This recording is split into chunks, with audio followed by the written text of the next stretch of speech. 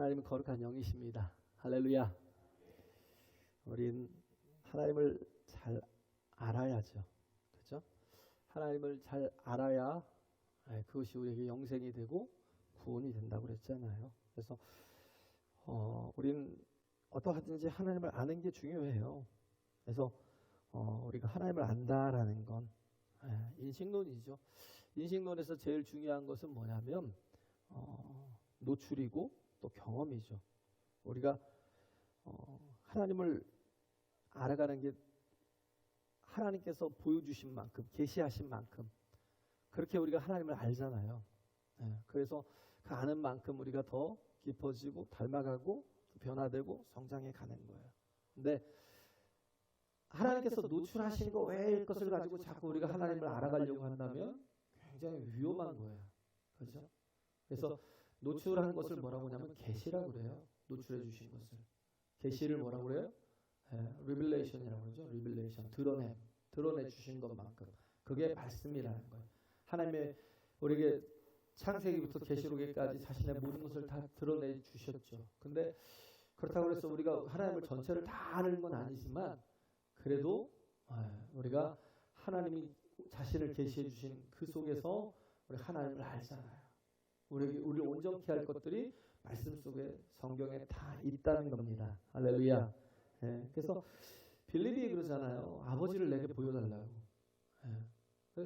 훈련이 좀 잘 된 것 같아요. 하나님을 아버지라고 하는 것은 이건 유대교에서는 있을 수 없는 거거든요. 왜냐하면 자기를 하나님의 아들이라고 표현하는 거잖아요. 자기의 신성을 인정하는 것 같아서 유대교에서는 퇴출을 당해요.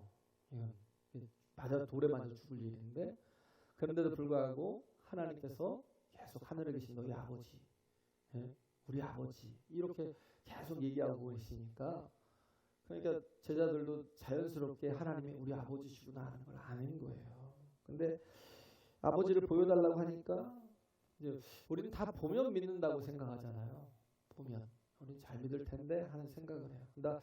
그런다고 본다고 믿는 건 아니거든요. 하나님의 역사를, 하나님의 능력을, 하나님의 전능성을 우리가 본다고 다 하나님을 믿어요? 그렇지 않아요. 대표적인 예가 바로잖아요. 바로. 저 같으면 진짜 애국 전체가 다 하나님을 믿었을 거예요. 모세를 통해서 하나님 자신을 나타내 주시잖아요. 강계 입혀서 도구 한 캄장 10가지 재앙을 그냥 다 하나님께서 보여주시는데 그게 재앙이겠어요? 이건 뭐냐? 기회예요. 기회. 재앙이 아니고 기회인데도 불구하고 그는 하나님이 다 자신을 공개하시고 보여주셨음에도 불구하고 믿지 않았어요. 왜? 자기 마음속에 자기가 원하는 대로 하려고 하는 마음이 있으니까. 보고자 하는 것을 보려고 하니까. 그래서 사람이 본다는 걸 가지고 제가 항상 얘기하잖아요. 자꾸 보려고 하니까 속는 거예요. 속이기 제일 쉬운 사람이 어떤 사람이에요? 내가 자꾸 눈으로 확인하고 보고 알면 그때 내가 뭘 하겠다고, 액션을 하겠다고. 그런 사람이 제일 속이기 쉬워요. 또 속기도 쉽고. 그래서 인격적인 만남이 있어야 되죠. 보고 믿는 게 아니라 하나님을 온전히 인격적으로 만남이 있어야 돼요. 근데 예수님 말씀하시잖아요. 요한복음 14장에 나를 본 자는 아버지를 보았거든. 어찌하여 아버지를 보이라 하느냐. 나를 본 자는 아버지를 보았거늘이라는 게 뭐예요? 하나님이 보이지 않으시는 영이신 하나님이 이 땅에 육신을 입고 오신 하나님이 예수 그리스도라고요. 그래서 예수 그리스도가 이 땅에 육신을 입고 오신 이유가 뭐예요? 인격적으로 만나주시려고. 할렐루야. 한 영혼을 인격적으로 만나주시려고. 그 만남이 참 중요한데 그 만남의 포인트가 어디에 있어요? 영과 진리에 있죠. 예배하는 자가 신령과 진정으로 예배할지니라 그랬잖아요. 그래서 우리는 예배를 통해서 하나님을 만날 수가 있어요. 할렐루야. 예배를 통해서 하나님을 만날 수가 있는데 그 미팅 포인트는 항상 영과 진리로. 그래서 이 오늘 사도행전에 나오는 이 정말 이 문제도 생기고 그렇지만 그러나 이 문제를 푸는 건 뭐였냐면 단 한 가지예요. 우리가 존재가 바뀌는 거. 어떤 존재로? 스피리추얼 비잉으로. 우리 자신이 영적인 존재로. 존재가 바뀌는 거예요. 거듭남이 뭐예요? 거듭남이 존재가 바뀌는 거예요. 내가 이 땅의 육신의 사람에서 어떤 사람으로요? 하나님의 나라에 정말 속한 사람으로.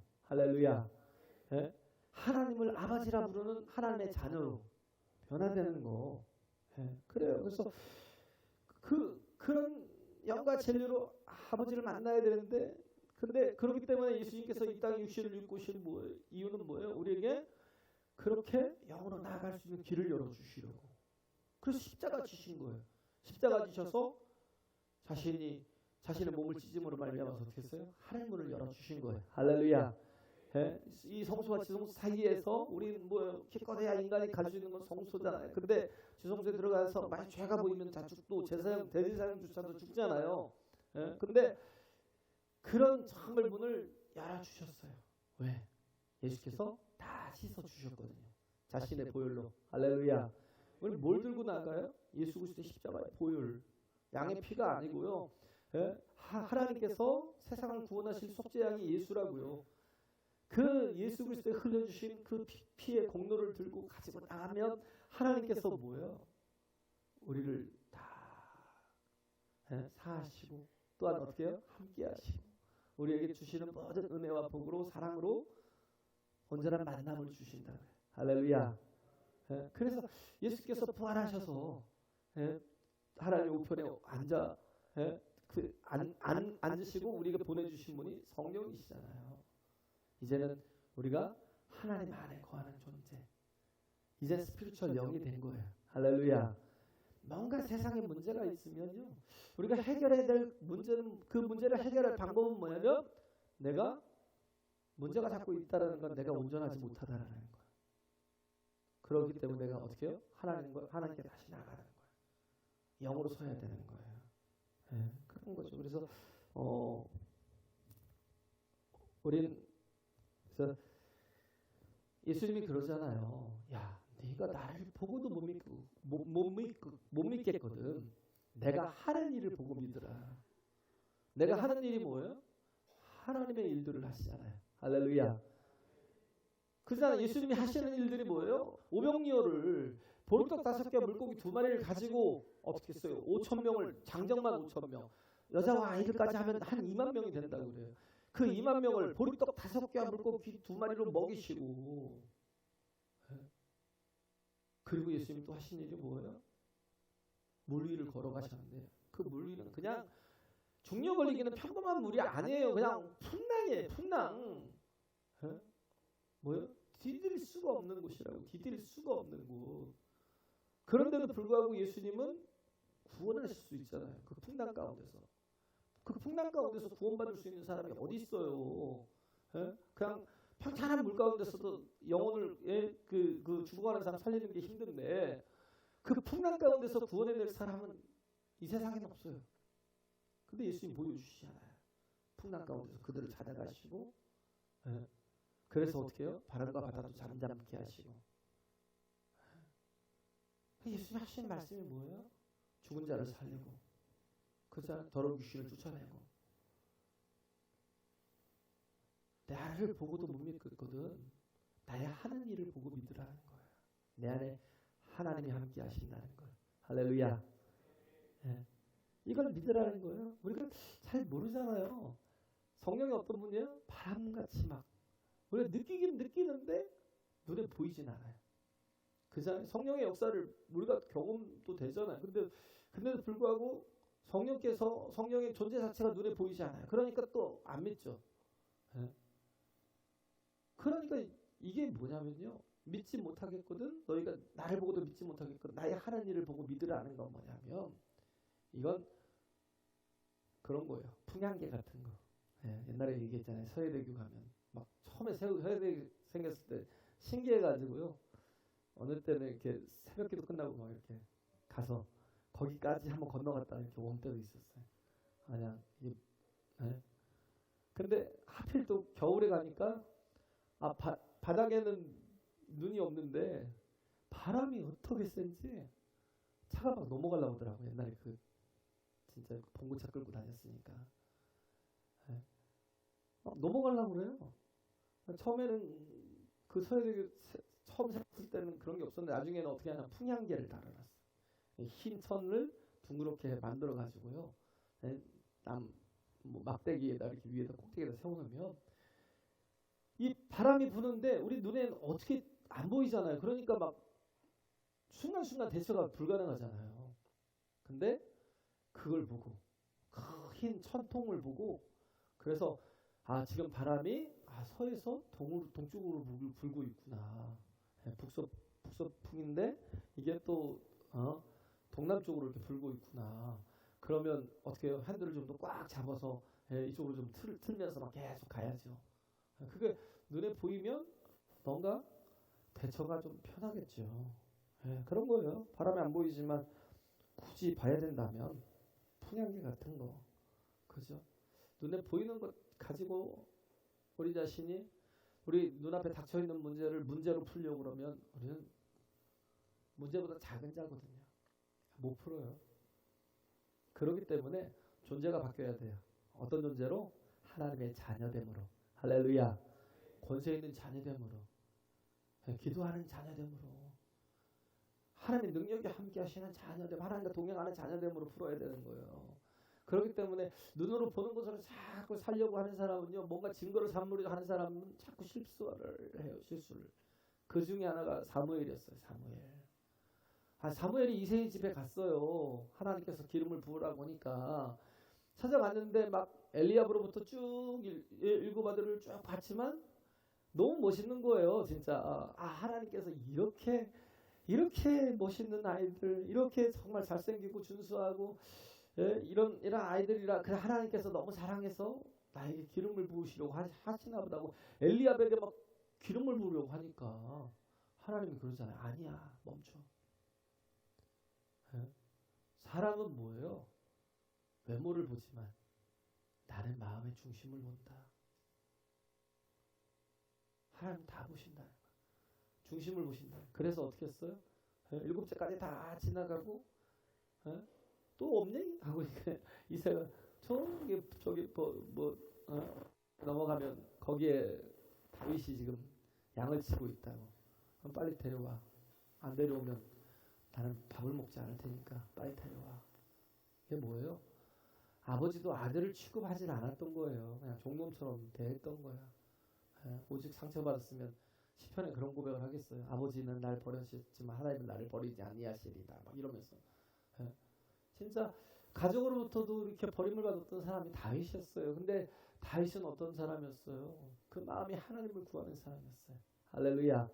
하나님을 찾는 사람이었다고요. 그래요. 그래서 우리가 정말 중요한 건 하나님을 만나는 게 중요해요. 인격적으로 만나는 거.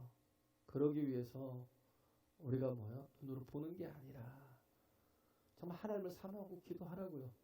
기도하는 자가 하나님을 만날 수 있어요. 할렐루야. 믿음이 좀 필요하겠죠? 믿음이, 그죠? 우리가 어떤 믿음이요? 그냥 내가 믿는 믿음이 아니라니까요. 하나님을 신뢰하는 마음. 하나님께 모든 것을 맡기는 마음. 이게 믿음이에요. 할렐루야. 그래, 오늘 이 자리에서 하나님 역사하실 것을 사모하고 구하고 자꾸 두드리고 정말 하나님 나를 통해서 내 이 존재적인 변화를 주실 것을 구하면 하나님께서 응답하신다고요. 여기 보면 초대교회잖아요. 초대교회가 예루살렘 초대교회죠. 마가다락 방에서 시작됐던 처음엔 120명으로 시작됐잖아요. 승천하시고 예수님의 말씀에 순종해서 이들이 기도했어요. 다락방에 모여서 기도했어요. 그러고 나서 나가서 복음을 전하니까 하루에도 3,000명이 회개하고 돌아오고 그 다음에 또 복음을 전하니까 5,000명이 또 5,000명으로 늘고 그 이후에는 어떻게 해요? 큰 무리가 되어서 셀 수가 없다는 거예요. 아직 세는 것 자체가 불가능해. 그런 거예요. 그래서 옛날에 그런 경우가 있더라고요. 이게 예배 때마다 이렇게 큰 교회잖아요. 큰 교회 예배 때마다 그 2층에 올라가서 숫자를 세는 분들이 있더라고요. 도대체 숫자를 왜 세는지. 숫자를 세서 주보에다 기록을 해요. 오늘 몇 명 왔다, 몇 명 왔다. 정확할까라는 생각도 들고요. 2층에서 세고 1층에서 세고 그러겠죠. 세는 사람들. 근데 그게 뭐가 중요한가 생각이 들어요. 그러니까 참 중요한 건 우리가 하나님의 은혜가 임하는 거예요. 할렐루야. 은혜 속에 사는 거예요. 정말 하나님의 임재가 없는데 숫자가 많으면 뭐 할 거야. 예. 정말 우리가 온전하지 못한 예배를 드리는데 숫자가 많으면 뭐예요? 내가 여기 와서 헛생각하고 헛짓하고 있고 스마트폰이나 쳐다보고 있고 그렇게 뭔가 이렇게 다른 거에 막 마음을 뺏기고 있는데 그 숫자가 무슨 의미가 있냐고요. 예. 정말 중요한 건 하나님 만나는 거예요. 할렐루야. 예, 그래요. 그래서 이렇게 부응하게 되고요. 또 외적으로는 그 다음에 또 온 게 뭐였어요? 핍박이 왔잖아요. 핍박의 문제가 나와갖고 내적으로는 아나니아와 삽비라의 그 타락의 문제가 있었고요. 그런데 이제는 뭐냐면 관계에서 또 문제가 생기는 거예요. 관계에서. 그래서 우리가 알 수 있는 건 뭐냐면 문제가 사라지지 않는다. 우리 인생이 육신을 입고 이 생명을 가지고 살아가는 동안에는 문제는 절대 사라지지 않아요. 문제는 풀면 돼요. 네, 풀면 되는데 문제를 풀어 나가다 보면 더 큰 유익을 또 얻죠. 예. 근데 그러잖아요. 완벽한 교회가 없어요. 완벽한 인생도 없고요. 그래서 자꾸 문제가 생깁니다. 근데 그 문제를 풀어야 되는데 예. 그러려면 그 문제보다 더 큰 영적인 능력이 있어야 된다고요. 할렐루야. 그 영적인 능력이 있어야 돼. 피할 수 없어요. 문제를 그러잖아요. 오히려 피하면 자꾸 갈등이 오고 막 문제가 오고 묶인 것을 이게 막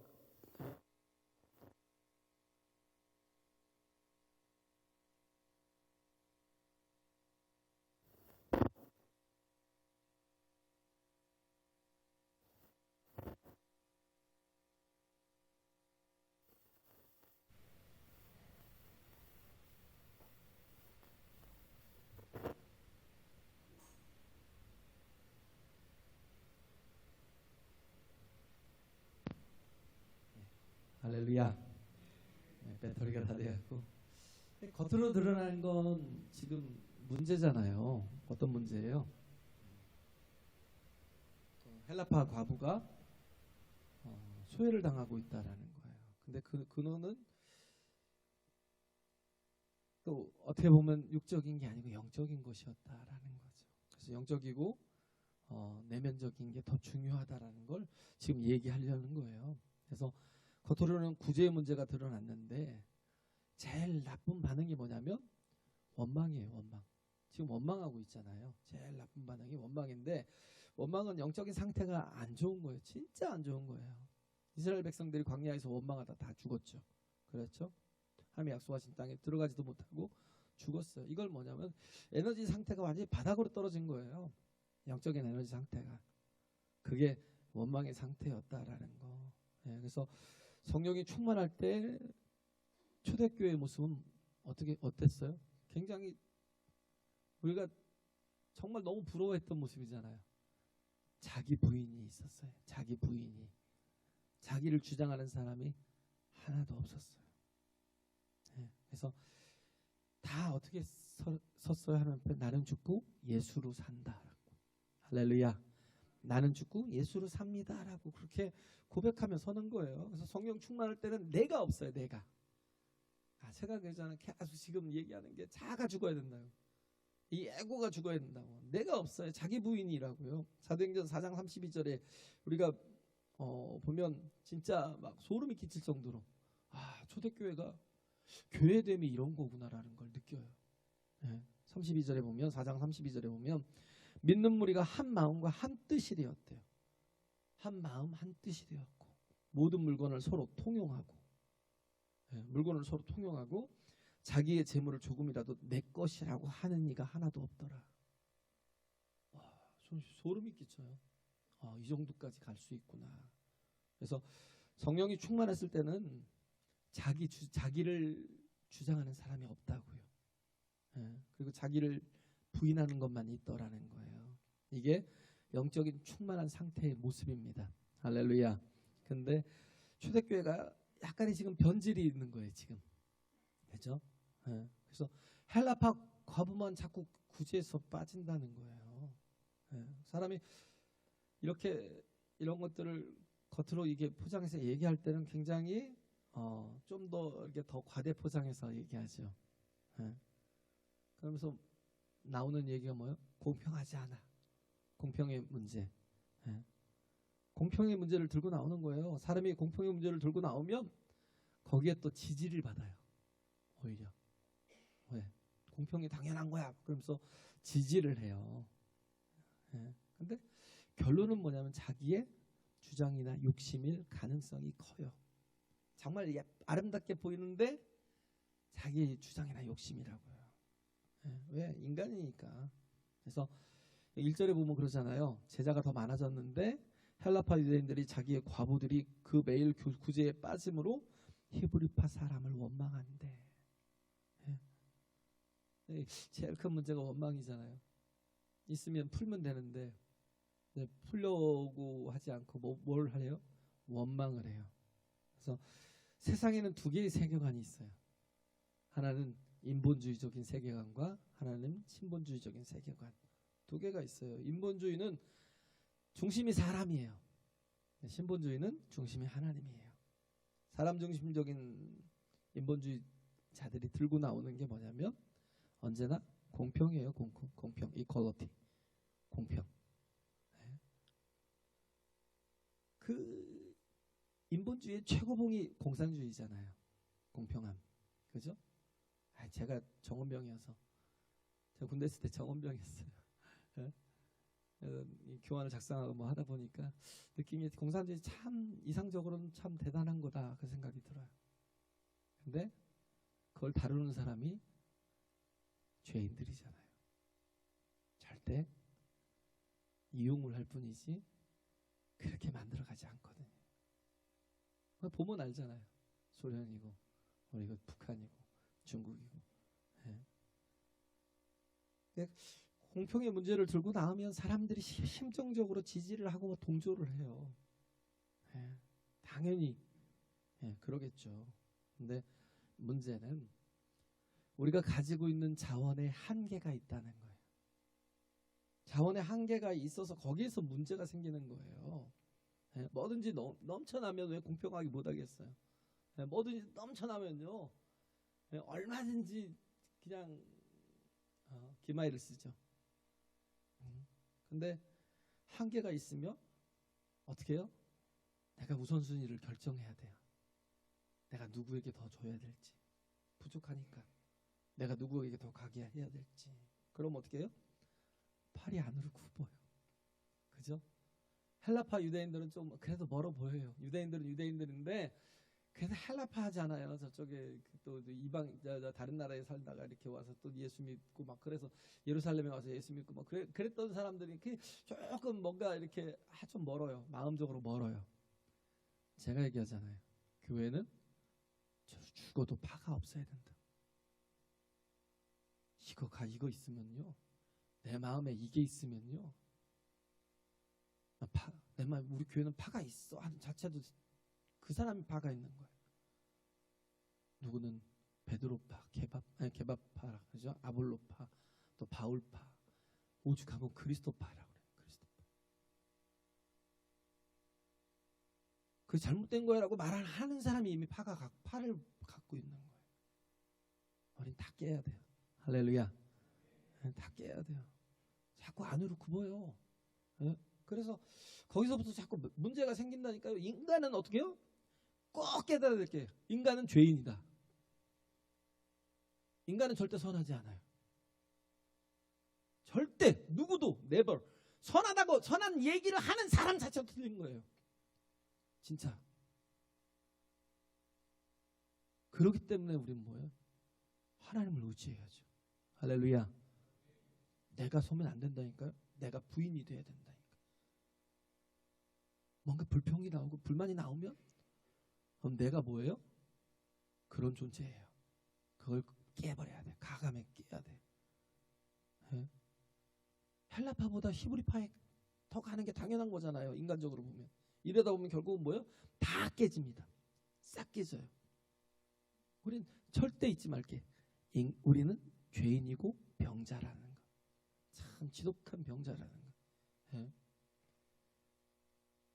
그래서 세부적으로 들어가 보면 우리는 구체적으로 선택을 해야 될 때가 있어요. 부족하니까.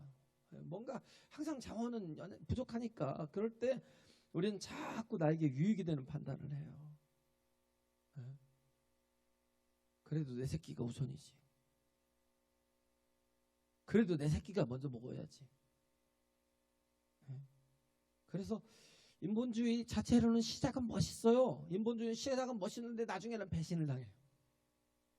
인간이 기준을 세우고 인간이 선을 세운다는 그 자체가 죄성 때문에 불가능하다고요. 그렇게 할 능력이 없어요. 그래서 시간이 지나면 구원은 평등인데 나중엔 욕심으로 끝나요. 절대 욕심으로 끝나요. 반면에 신본주의는요, 인간의 가능성을 부인해버려요. 내가 결정을 하고 내가 기준을 세우면 왜 다 무너지는 거니까. 그걸 아니까. 그래서 기준은 하나님이 세우시고 선은 하나님이 주시는 거예요. 할렐루야. 내가 기준을 세우고 선을 행할 수 있는 방법이 있다면 내가 죽고 내 안에 예수께서 사셔야 되는 거. 그래야 가능한 거예요. 하나님이 주인이 되실 때만 우리는 이 길을 갈 수 있어요. 얘기하잖아요. 나도 인간이에요. 나도 똑같아요. 내가 정의를 부르짖고 있다면 나도 잘못된 거예요. 우린 정의를 부르짖는 존재가 아니라니까요. 우리가 해야 될 건 뭐냐면 용서하고 용납하고 십자가 지고 희생하고 헌신하는 거. 할렐루야. 주님 길 가는 거예요. 공의를 말할 필요가 없어요. 그건 인간이라는 거예요. 내가 인본주의구나. 내 주장을 하고 있다라는 거. 우리가 어떻게 하나님을 따라갈 수 있어요?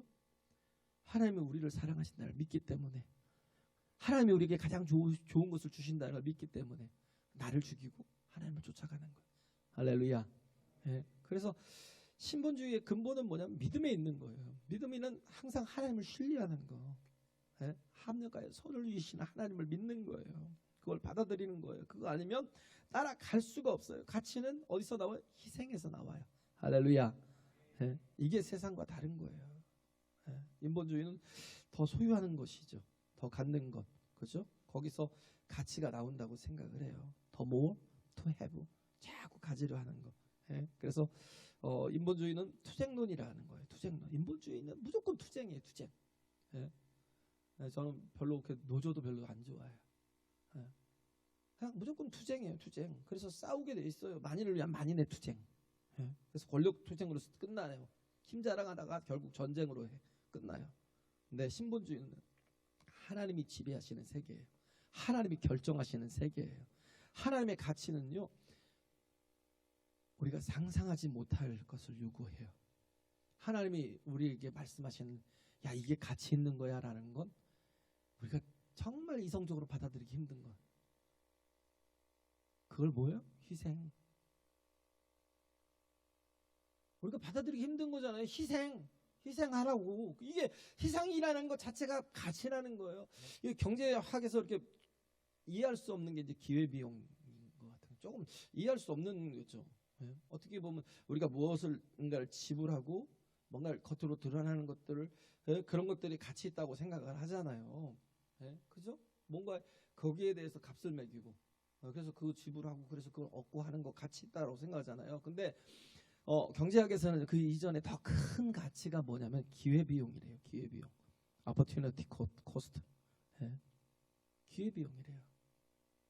뭔 말이냐면요, 우리가 무엇인가 가치를 정할 때요, 값을 정한다고요. 프라이스 태그를 붙이잖아요. 뭐 상표마다가 어디 뭐 마트에서 일을 하든지 어디서 일하든지 프라이스 태그를 그 값을 매기잖아요. 우리가 성경을 하나 살 때 남한에서는 성경의 가치가 3만 원에서 조금 요즘 좀 비싸졌더라고요. 한 6만 원이 조금 넘어가는 것도 있는 것 같아요.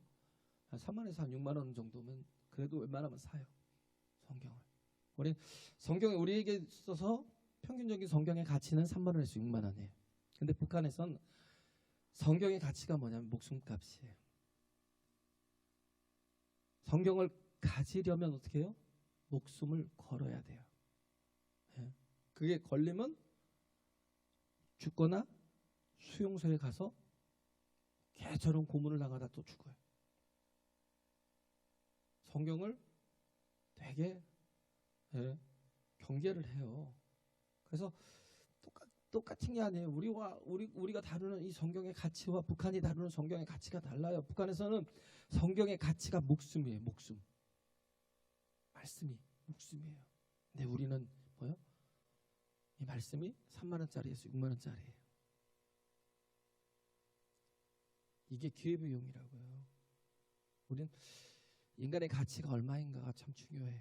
여기서 헬라파 과부들이라는 건 한 사람 한 사람이 어느 정도의 가치가 있느냐를 좀 생각해 보라는 거예요. 내 새끼만, 내 자식만 먼저 먹이고 뭐 이렇게 해야 되는 게 그렇게 중요한 게 아니라 하나님 안에서 한 영혼 한 영혼이 얼마나 큰 가치가 있는가 그 값을 매기라고요. 예? 그래서 하나님이 우리에게 매기신 인간의 가치가 뭐예요? 하나님이 나를 사랑하사 독생자를 주셨으니 할렐루야. 하나님이 세상을 사랑하사 이처럼 하나님이 세상을 이처럼 사랑하사 독생자를 주셨으니 그러니까 자꾸 이 세상은 내가 아닌 것처럼 자꾸 생각을 하는데 그렇지 않아요. 하나님이 나를 이처럼 사랑하셨다. 이처럼이 뭐예요? 예수 그리스도의 가치. 예수 그리스도의 목숨값. 그렇잖아요. 희생. 나 한 사람의 가치가 예수님의 가치라고요. 예수님이 보혈을 흘려주셔서 우리를 살리셨다고요. 할렐루야. 그러면 사람들을 보는 눈이 달라져. 그러면 이 마음이 있으면 사람들을 대하는 게 달라져요. 그래서 신본주의로 사는 성도들의 가치는요, 눈에 보이는 것들이 아니에요. 하나님의 가치는 그렇기 때문에 뭐예요?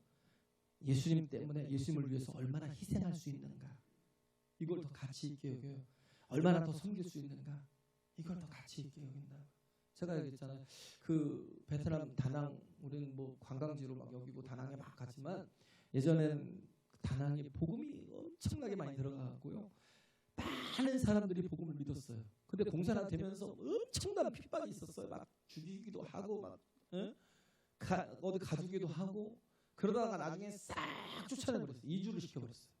어디로 이주를 시켰냐면 무인의 지대, 그냥 사막으로. 물이 없어요. 물이 막 찾을 수도 없는 그런 곳이에요. 그런데 거기서 어떻게 살아요? 뭐 죽이기도 하는데 뭐.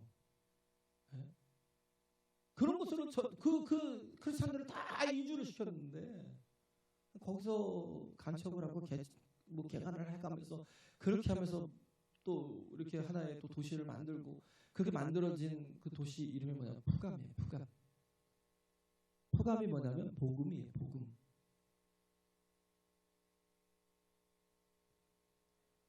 내가 이 가지고 있는 복음의 가치를요, 그들은 목숨값으로 여기고 있는 거예요. 할렐루야. 목숨값으로. 영광의 염산교회처럼 77인이 77인이 그냥 그 방파제에서요, 그 공사군에 의해서 몸이 꽁꽁 묶이면서 그게 막 돌을 하나씩 안고 수영을 못하도록 몸을 꽁꽁 묶어가지고 77인을, 근데도 불구하고 부인하지 않고요 다 물속에 수장당했어요. 발로 밀어 쳐넣는 그 사진이 있더라고요. 어떻게 마음이 아프던지요. 제가 한번 링크를 한번 시켜드릴게요. 그런 생각이 들어요. 우리가 과연 이 복음의 가치를 어느 정도로 여기고 있는지, 이 복음의 가치를 내 생명의 가치로 여기고 있는지, 그게 참 중요한 거예요. 그래서 우리가 정말 얼마나 예수님 때문에 얼마나 희생하고 섬길 수 있는가, 거기에 모든 가치가 다 나오는 거예요. 거기서 나온다고요. 할렐루야. 이걸 영적인 능력이라고 그래요. 이걸 스피리추얼 파워라고 그런다고요. 이거 아무나 못해요. 예수 그리스도의 영이 역사하게 될 때만 이런 능력을 가지고 일할 수 있어요. 희생할 수 있어요. 영적인 능력이 있는 사람이 하나님의 기준과 가치로 살 수 있어요. 진짜.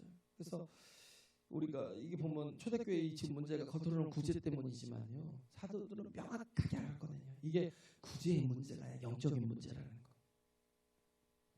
어느 순간에 뭐야? 한 순간에 인본주의로 돌아가 버린 거예요. 자기를 부인하는 사람들이 자기를 주장하기 시작한 거예요. 그래서 초대교회에서 결정한 문제가 일단 답이 뭐예요? 영적인 능력의 존재로 돌아가자는 거. 우리 한 사람 한 사람의 영적인 능력의 영적인 존재로 돌아가자는 거. 할렐루야. 만약에 인본주의자가 교회의 이런 문제를 해결하려고 할 때 예? 어떻게 해요? 그냥 선동자나 주동자들을 다 이렇게 색출해 내갖고 징계를 할 뿐이죠. 그렇다고 그래서 뭐예요? 그게 해결이 돼요? 아니에요. 그건 봉합은 할 수 있어요. 근데 그냥 미봉책이에요. 제대로 되질 않아요. 완전히 해결이 되지 않아요. 근데 그런데도 불구하고 세상은 이렇게 힘을 가지고 모든 걸 해결하려고 그래요. 제자들과 달라요. 사도들은 이건 구주의 문제가 아니야. 영적인 문제야. 그래서 영적으로 약해졌기 때문에 이런 문제들이 발생했다라는 거예요. 정말 중요한 건 뭐예요? 하나님이 지배하는 인생이 되라는 거. 자기를 부인하고 자기를 내려놓는. 그래서 하나님께서 다스리는 인생이 되자라는 거예요. 공평의 문제가 아니라 이건 영성의 문제야. 그래서 2절에 보면 우리가 12사도가 모든 제자들을 불러 이르되 우리가 하나님의 말씀을 제쳐놓고, 중요한 건 뭐예요? 하나님의 말씀을 제쳐놨기 때문에 이런 일이 발생한 거야. 그런 거예요. 그래서 공개를 일삼는 것이 누구를 돕는 것 자체가 마땅하지 않으니까 이제는 뭐야? 우리가 뭘 하겠다는 거예요? 기도하는 것과 말씀 전하는 것을 전무하겠대요. 할렐루야. 예? 기도하는 일과 말씀 사역에 다시 돌아가겠다라는 거. 이제는 뭐야? 우리가 스피리추얼 빙어로 우리가 온전 그 영적인 존재로 돌아가겠다는 거야. 할렐루야. 예? 그래. 그래서 오늘도 많은 문제가 있잖아요. 예? 근데 이게 문제가 핵심이라고 생각하면 죽어도 풀 수가 없어요. 문제보다 압도적인 영적인 권세가 있으면 이런 문제들은 다 해결이 됩니다. 그래서 하나님 백성들은 반드시 예배로 오는 거예요. 할렐루야. 예, 문제가 있을 때 예배로 오는 거예요. 하나님과의 관계 속에서 뭐가 생겨요? 하나님이 그 문제를 풀 수 있는 능력을 주신다고요. 문제는 영적인 거예요. 그 뿌리가 문제고 내 존재가 문제라는 거예요. 내 존재가 너무 왜소해진 거예요. 그래서 외적으로 볼 때는 가장 좋은 교회가 되는 방법은 뭐냐면 일꾼들이 많아지는 거죠. 일꾼이 많다는 건 뭐예요? 희생하고 헌신하는 사람들이 많다는 거예요. 왜? 교회는 돈 받고 일하는 곳이 아니에요. 그렇기 때문에 이름도 없이 빛도 없이 희생하며 섬기는 사람들이 많아지는 건 뭐야? 그 사람들이 영적인 존재가 됐다는 거예요. 할렐루야. 네. 그렇죠? 자기를 부인하는 사람들. 근데 교회 일꾼이 세워진다는 건 자기 부인이 되고 있다는 거잖아요. 하나님 주인 되신 인생을 살고 있다는 거. 그래서 이걸 일꾼을 세우는 곳으로 지금 풀죠. 그래서 7 집사를 세우잖아요. 근데 이 일꾼들을 세울 때 특징이 뭐냐면 유능한 사람을 세우는 게 아니에요. 하나님의 말씀으로 무장하고 성령으로 충만한 사람들을 세우는 거예요. 할렐루야. 3절에도 그러고요. 5절에도 그러잖아요. 성령과 지혜가 충만하여 5절에도 보면 믿음과 성령이 충만한 사람들을 세운다는 거예요. 일을 잘하는 사람들을 세우는 게 아니라 영적인 능력이 있는 사람들을 세우는 거예요. 왜? 그 존재에서 진정한 행위가 나오니까. 그래서 영적인 능력이 압도적으로 커지면 나머지는 저절로 해결됩니다. 할렐루야. 그래서 이들이 정말 또 7 집사를 세우고 그들을 위해서 안수하잖아요. 안수했다는 건 왜 안수해요? 그들에게 영적인 능력이 임하도록, 성령의 충만함이 있도록. 할렐루야. 세상적인 지혜가 세상적인 능력이 아니에요. 하나님의 영적인 능력이 있도록 기도하는 거죠. 그래서 영적인 능력에서 모든 걸 다 풀 수 있는 힘이 있다는 거예요. 그래서 우리가 누구인지를 묘사해 주는 게 베드로전서 2장 9절이잖아요. 우리는 왕 같은 제사장이요, 택하신 족속이요, 거룩한 나라요, 그의 소유된 백성이래요. 이게 스피리추얼 빙이거든요. 존재가 바뀌는 거. 할렐루야. 존재가 바뀌는 거예요. 그래서 우리는 왕이고 제사장이고 하나님의 백성이고 하나님의 소유라는 거. 우리가 하나님의 존재들이기 때문에 베드로에게 그런 말씀 하시잖아요. 야, 너의 그 신앙 고백 위에 내가 하나님의 나라, 천국 열쇠를 준다는 거예요. 그래서 네가 땅에서 매이면 하늘에서 매이고 땅에서 풀면 뭐든지 하늘에서 다 풀게 만들어 주겠다고. 할렐루야. 이런 존재가 되는 거예요. 존재가 되어 있으면 나머지는 뭐 기도하면 그냥 되는 거예요. 그래서 내가 정말 기도하는 사람이다라고 느끼는 건 뭐냐면 내가 그래도 영적인 존재구나라는 거. 기도하는 사람이라고 생각이 된다면 그런 거예요. 그래서 그런 존재가 되면 우리에게 승리도 주시잖아요. 뱀과 정갈을 밟으면 원수의 모든 능력을 제어할 권세를 우리에게 주십니다. 할렐루야. 나를 믿는 자 나의 하는 일을 저도 할 것이요 이보다 더 큰 일도 하리라. 나를 믿는 자는 나의 하는 일이 뭐예요? 십자가 지는 거. 우리는 우리는 능력이라고만 생각하잖아요. 희생하는 거, 헌신하는 거, 십자가 지고 가는 거. 이걸 한대요. 우리가 해야 될 게 뭐예요? 십자가 지는 거, 희생하고 헌신하는 거. 우리 생각하잖아요. 희생하고 헌신하면 바보같이 보이잖아요. 네? 괜히 비굴해 보이고. 아니요. 그게 살리는 거예요. 할렐루야. 네? 그래서 우리는 이렇게 정말 기도와 말씀의 사람이 되어야 된다는 거예요. 그러면 다 일어나게 돼 있어요. 언제나 존재라는 건 뭐냐면 사역보다 영적인 능력이 커야 돼요. 할렐루야. 어떤 문제보다도 더 내 존재가 더 커야 된다고요. 그러면 뭐든지 다 이길 수 있어요. 예, 그래서 우리에게 정말 중요한 건 내 자신이 하나님으로 채워져 서는 거. 예, 나는 죽고 오직 하나님으로 서는 거. 그래서 우리가 하나님과 동행하는 인생을 산다는 건 하나님께 나의 주권을 다 맡겨드리는 거예요. 할렐루야. 예?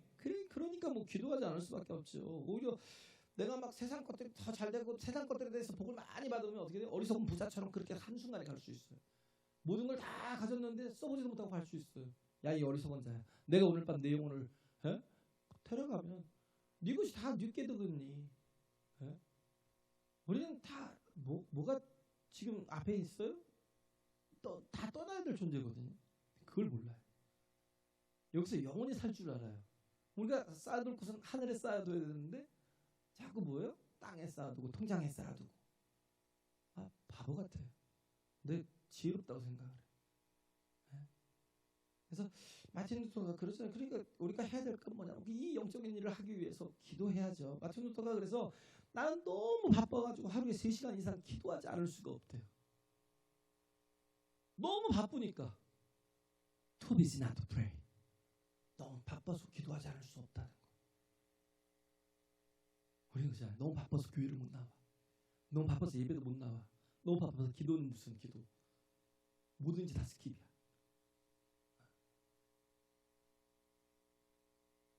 영적인 사람, 신본주의적인 사람은요. 뭐든지 하나님으로 풀어가는 거예요. 할렐루야. 능력으로 풀어가는 거예요. 그렇지 않으면 그냥 세상에 조롱을 받아서 사람들의 발에 밟히는 그냥 맛을 내지 못하는 소금에 불과해요. 제발 우리가 깨어 있어야 돼요. 할렐루야. 네. 여기서 스테반이 나오잖아요. 스테반이 나와서 최초의 순교자가 되잖아요. 네. 정말 우리가 그런 존재. 이 집사라는 직분이요. 이게 얼마나 큰 존재예요. 빌립이나 이 스테반은 보세요. 어마어마하죠. 나머지는 기록이 안 돼 있으니까 이 나머지들도요 엄청난 일들을 한 거예요. 하나님의 손에 붙들려서. 우리는 그래서 먼저 우리가 돼야 될 게 뭐예요?